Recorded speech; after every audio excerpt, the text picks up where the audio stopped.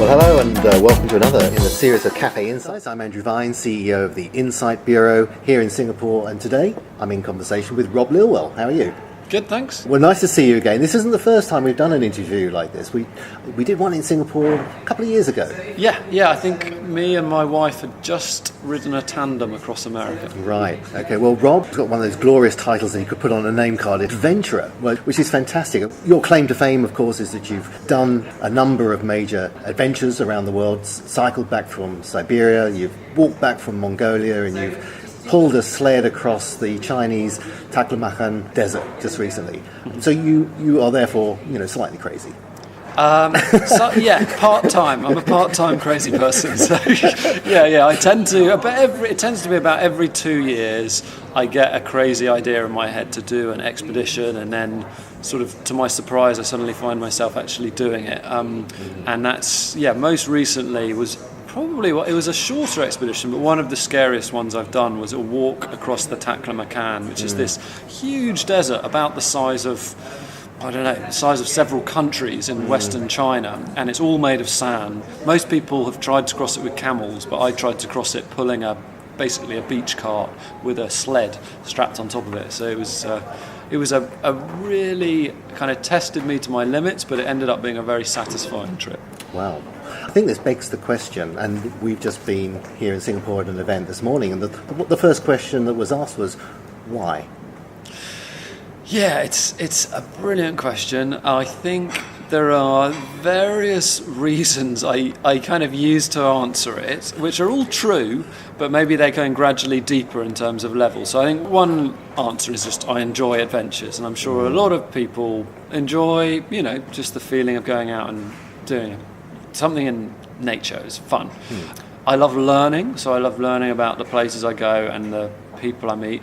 But I think a deeper reason, which I only really realised relatively recently after I'd done a lot of adventures, is I'm very passionate about personal development. I love testing myself and growing. I'm always really kind of wanting to develop as a person, and I've found adventures are a brilliant medium for that because it tests you intellectually, physically, in terms of your character, your courage, everything. So an adventure but when you come out the other side of an adventure, you're always changed, hopefully in a good way.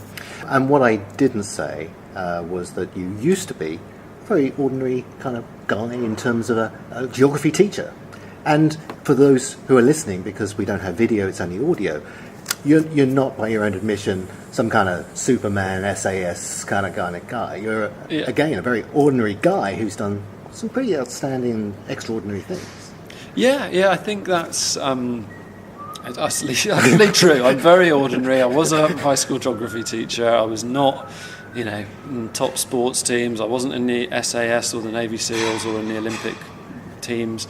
Mr. Ordinary, and also not a very brave person naturally, and perhaps that's one of the reasons I do these trips, because I don't like my life being determined by the things I'm afraid of. So I find adventures force me to kind of learn how to overcome fears. I think it's this kind of lessons of adventure is what you're so good at when you come and speak to audiences. Sometimes it's conferences, other times it's customer events, but a lot of the time it's also internal company events where it's helping individuals have a slightly different mindset about some of the challenges that they face.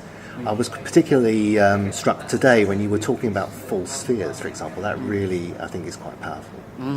It's amazing how, the attitudes and mindsets you need on an adventure can help in pretty much everything you do, whether it's writing a book or running a business.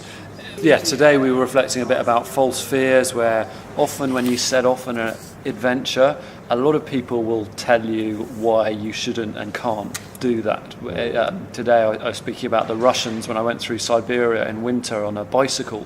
All the Russians we met were very friendly, but basically thought we were going to freeze to death, or others thought we were going to be eaten by bears, or others thought we were going to be murdered by the gold miners, and everyone thought we were going to die. But as we kept going, we found a lot of those were false fears. The winter was -40, so it was very cold, but you can survive -40 if you've got the right stuff. The bears, of course, hibernate when the winter arrives, so that was, not really a risk. It was a risk in summer, but not when we were there in winter. And the people in the wilderness, it turned out, were very friendly. So they were all false fears, which, in hindsight, and I think, well, what are my false fears in other areas of my life which just really hold me back, but they're not actually real? So, we heard from you this morning as well that one of the most important things is about being very, very clear about what your goals should be. Yeah, so on an expedition, it's kind of like you have to have a goal, a destination. I mean, that's what an expedition is. You're trying to get somewhere. And so it's sort of built into the thing. Whereas maybe in work sometimes it's not quite so clear, or I actually think our whole lives sometimes we're not really clear what we're trying to do. We sort of run around doing what everyone seems to do, trying to earn more money, whatever it is, but we're not really clear. Okay, so I'm trying to earn this much money so I can put my kids through university, something very specific, and that actually really helps focus us. And there's fascinating research showing that if you They compared two groups of people. One group of people just thought about their goals in their heads. The other group of people wrote them down, broke them into sort of shorter term targets and shared them with a friend, and they were almost double as likely to achieve their goals through that simple activity of writing it down, breaking it down and sharing it, which takes half an hour in Starbucks, and yet it could radically change your chances of achieving what is important to you. Obviously, people will look at what you've done and say it's incredibly risky. I mean, why would you take such incredible risks? I mean, that doesn't seem sensible. A lot of people feel that the safe thing to do is to minimise risks, not to go and embrace it actively. Yeah, I mean, risk-taking, it doesn't come naturally. I'm not naturally a kind of reckless sort of person, but I think I think first of all, like we're talking about the false fears, a lot of risks, when you really look into it, you might come to a different view of what is risky. There might be a risk of not acting. Like, there's so many of the companies which go bust because they don't move with the technology. They haven't taken that little risk of employing the new IT expert or whatever when they needed to. So there's a risk in not acting. Sometimes risks are very exaggerated in our minds, so we have to talk to real experts before we decide what risks to take or not take. And there is huge reward often in taking risks, achievements in business or whatever. Yeah. And it's about making calculated decisions based and being well prepared. Yeah, preparation definitely. You can limit the risks. You can calculate them by talking to the right people and weighing them up. And even I think sometimes we need to just have a little bit of time to think about something before we know what to do, not to rush. I thought it was really good today when you mentioned a time where you were not afraid to admit that something was too risky. You actually decided, no, I'm not going to do this. When you were going through Afghanistan. Yeah. I was riding a bicycle towards Afghanistan, and I was in Pakistan, and I had to decide, should I cycle through Afghanistan? And I did research, talked to people who were working in Kabul, and it turned out that there was a region of Afghanistan which was definitely a very, very bad idea to cycle through, but there were other parts which were okay. And so the really, really dangerous bit, I ended up compromising on my kind of rule to cycle my whole route, and I caught a taxi with an armed guard for about 300 kilometres. So sometimes the right decisions to not do things, not to just press on and do them blindly. Yeah, and it can take more courage not to do something sometimes, or to modify the plan, and you have to tell everyone, well, we did have to modify the plan, but that is the right decision. Most of your travel, you've been on your own. I mean, are you some kind of loner? I mean, that's what I was accused of when I went backpacking around the world.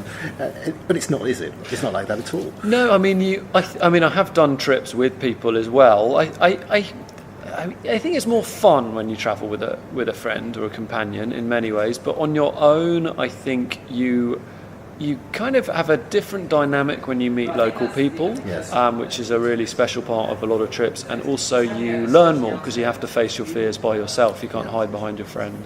And when you are on your own, you get to meet some amazing people who are very hospitable. Yeah, I think you probably found that on your backpacking. There's just extraordinary hospitality, especially outside of cities. In most parts of the world, people like kind of lone, nomadic dudes. They look after you, and it's a real privilege and you can never really give back as much as you receive from the people who look after you. But it's a real privilege. Hopefully, kind of in the whole of one's life, one can give back, but probably to different people. And another one of your messages, of course, is that even if you are on your own, you don't have to do it alone. You don't have to. You can ask for advice. You can get help. You can use your networks. Yeah, I mean, it's really essential, I think, to ask for advice, to network until you find a person who, you know, can show you the way or offer you a ride in a boat or whatever. So I think there's many levels which we're very connected. And also, I mean, on this recent trip through the desert, I was very alone. There was one point where I had a bit of a setback where I had to change my route a bit, and I was really downcast because it wasn't my plan A. I was having to do a sort of plan B route. I had mobile phone signal on the edge of the desert, and I got three of my best friends to phone me up, and it completely changed me around. And I think, and there's research again, if people who are successful tend to have strong social support networks. So it's not just about being amazing in the office, but having a good social support network actually will help your business success too. Well, it's fascinating to talk to you. Everyone's asking you when's the next trip, but it's not for a little while yet. Yeah, we just had a baby, so yeah. Well, that's good. So in December, me and my wife had a baby, and so that is the next adventure. That's an adventure in itself. Yeah, it is. Probably the best one, isn't it? So enjoying that, and we shall see what comes next. All right. Well, that's brilliant. Rob, thank you very much for spending a bit of time with us today. Thank you, Andy. And we'll see you soon.